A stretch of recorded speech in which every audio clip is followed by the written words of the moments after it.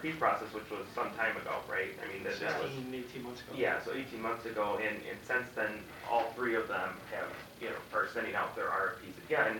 So we're really basing this RFP proposal based on old numbers, which, I have a problem with as well. I mean, I think that when we're bringing this process forward, we have old data, and it's, honestly, I mean, I don't know exactly, I'm not assigning fault to anybody with how long this took, but we're working with numbers that are almost 2 years old.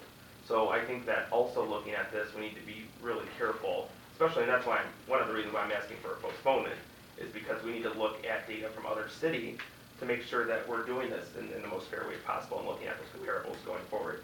And Because they're updated. yeah, and updated as well. I mean, that's really important when we're looking at this. Well, Mr. Chairman, a couple things. Again, they were just benchmarks. I think the rates that we have proposed were actually higher than the three. So they weren't exact. They were just benchmarks.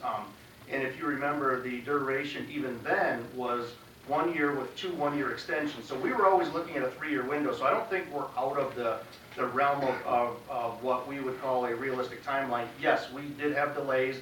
We had an election. We had a new police chief. We wanted to give the police chief the opportunity of making his own decisions. And I'll take responsibility for that because I think it's important that they maintain control of this process long past me and all of us. But I don't think the pricing, I think you could see some small increases, but I think the vast majority of the pricing is right in the wheelhouse of most of the communities in Metro Detroit. Sure. And if I could add, the other thing that I think was important in this RFP that we included was that you could not bill for things that were not on the price structure. Because right now, we do see a fair amount of invoices that do not have approved rates on them. Sure. Charlie? 2 quick things. As far as once this does come to us, I would like to see on there that the next contract is with council approval, because that's not in here. Yep.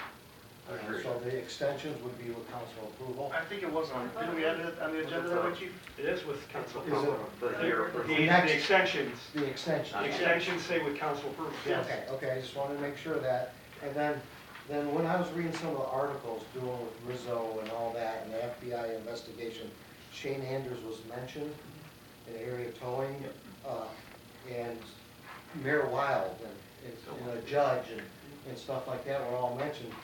But from what I understand, from what I read, a couple of them just went to the FBI and went, hey, what's going on? And they got a letter saying that. Did Shane Anders get that, saying that he's off the hook with an investigation? Are you allowed to comment on that? Yeah, I can comment on that. Yes, I've spoken with Mr. Anders personally. He tells me that he has been contacted, and he states that he is not part of that investigation. I did ask him for a clearance letter, and he said the person that's taken over is no longer providing clearance letters. I can tell you that I did read in the paper that it said that they were technically listening to Mr. Fiore. And we did look into that. I know that, but That was And accurate. because of that, they had clearance business letter. Why phone calls. wouldn't they give a Yes, clearance letter though? clear, but that is the investigation. I can confirm that information is accurate. They were listening to Mr. Fiore, and he was doing business with Mr. Anders legitimately, and he was a subject of that. They did not have a tap or a wire on his phone. It was on Mr. Fiore. Right. So, but again, I don't have privy to the inside information from that investigation. I don't have a clearance letter. I don't have any of that information. Well, you know, the situation we're in is, we approved a trash contract, and 6 months later, there's indictments we had nothing to do with. We had no knowledge of. And Mr. Chairman, Yeah. again, I don't want to make decisions based on newspaper articles. I mean, there have been no indictments related to these people. The process that the chief's proposing would give us protection in the event that there was something. I don't think that's what we're dealing with. Our process was really to control the process. It's designed by, it doesn't matter whose name's on the door, they're all held to the same standard. And I think that that's extremely fair. I think if there's something in particular over the next 2 weeks that council's concerned with, certainly reach out to the chief, reach out to me. I'm more than interested in trying to make everybody happy, but the one thing I will tell you guys, and again, I don't want to turn this into politics, but the current pricing model, it needs a lot of work. The one we're currently in and proposing to leave and go into something different. There's a lot of vulnerability there that I don't feel that the city of Taylor 10 years ago did enough due diligence. And I think that there's always going to be ways to improve this contract as well. We can't see everything, we don't know what we don't know, but I think the proposal that's in front of you, regardless of the names on the door, or whoever you guys approve, it will protect the residents and the visitors to the city of Taylor. Sure, absolutely. I just got one more question. Counselor I Wolf. guess my biggest thing would be is, can we legally dictate to what people, I mean, they're agreeing, I guess if we're, my question would be is if we're gonna do this type, yeah, but Sign it. why not, why don't we do this for everything? If we're not gonna, you know, hey, we wanna do cement, so this is the price we want, and see who bids on it before we put it out for lowest bid. You get Paul. You know, I think we're crossing a very slippery slope here by dictating what, you know, we expect you to pay, and if we're gonna do that, then maybe we should, when we do an ambulance run, does a Taylor resident get a discount? No, Okay. basically they're based off Blue Okay. Cross Blue Shield. When you write a parking ticket, chief, does a Taylor resident get a discount? No, they not. Okay, thank you. Mr. Chairman, the difference is like going back to the concrete. That's a service that we pay for with taxpayer dollars. This is not. This is just the police department calling a company. It's kind of like the ambulance So company, we're right? subcon, Well, I mean, yeah. I see the what you- ambulance is protected by Makes what's the sense. governing body, Helms? So they set the rate, correct? Well, I mean, basically, the insurance companies and Medicare, Medicaid, they state what they're gonna pay, and that's it. Right, so similar to that, what we wanted to do is create a model that Good instead of, game. yeah, right, because what you end up getting is a race to the bottom otherwise. You're looking at capabilities. The most important thing to the city of Taylor and the Taylor Police Department is clearing the roadway. Right. Yeah. We can't, just because somebody came in this particular case and said, I'll do it for $5 less, that could be a nightmare for the police department. So we decided to set the standard, and whoever bids on it, then they would be held to that standard. And that's what each of these would be held to. Counselor Ren. Does each of these companies have the ability to be a towing company by itself to tow for us? Can they haul small cars? And they get Can changed each hands. company, can each company haul heavy equipment, heavy stuff off the roads, like big trailers and stuff? Or are we just looking to, is Martin Towing gonna do the small cars? Is Area Towing gonna do small cars and just JM will do all the big cars? Or will they each have the ability to get a job and do it, or just call them one after another, keep a list of making sure they're getting equal tows? This RFP allows full operational control with the police department. So all three can be called for small cars And all and three big can loads? maintain the integrity of the chain Potentially, of command. potentially, yes, that's accurate, yes, absolutely. And you'll keep a list of how many times they're called?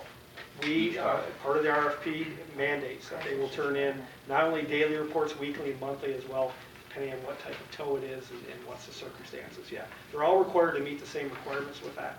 There's no problems with that, yeah. Again, all the logistics will be maintained by the police department. You have to remember, I said a couple of small things. We have to establish relationships with these other two. You know, we obviously have worked with Area Towing. That doesn't mean we just give them carte blanche, okay? But we still have to establish relationships as we would with any vendor. So I think that's really important to us. So, Councilman Cross, did you have something? Yeah, I was just want, so all three companies can maintain the integrity of evidence or chain of command? we believe so, or they wouldn't have passed that second phase. We believe that, Do yes. you have the ability to remove anyone? Yes, we do, absolutely, we have the ability to remove one. If one of them did something criminal, they're charging outside, we found that they were doing something that was illegal, gone. And I don't believe there's anything in RFP that says I even have to come to you guys. I think we have that authority. I mean, obviously, we keep you guys in the loop, we contact them, but we could remove one of those vendors if they were doing something.